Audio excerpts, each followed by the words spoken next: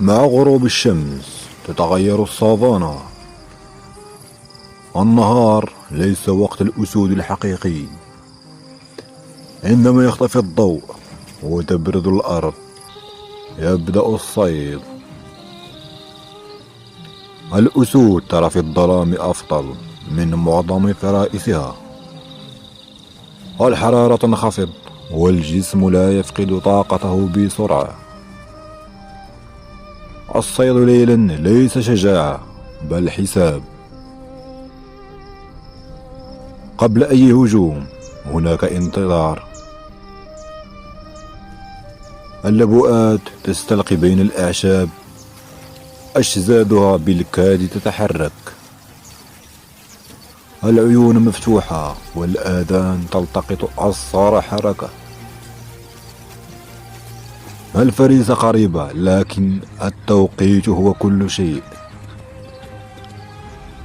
تبدأ الحركة ببطء، خطوة ثم توقف. الأعشاب تخفي الأشزاد والظلام يكمل المهمة. لا صوت ولا استعجال. المسافة تقصر والتوتر يرتفع. فجأة ينفجر السكون، ركض سريع، غبار وصيحات قصيرة. اللبؤات لا تطارد طويلا، إما النجاح سريعا أو التراجع. إذا نجح الهجوم لا توجد فوضى.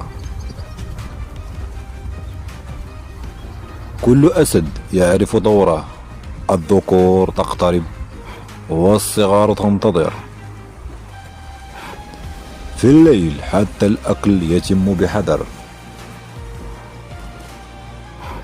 ليس كل هجوم ناجحا. أحيانا تهرب الفريسة. الأسود لا تغضب ولا تطارد عبثا. الطاقة أعلى من الكبرياء.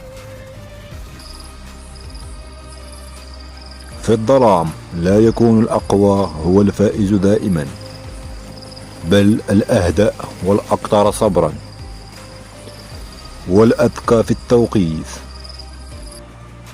وهكذا كل ليلة في السافانا قد تكون ليلة صيد أو ليلة انتظار.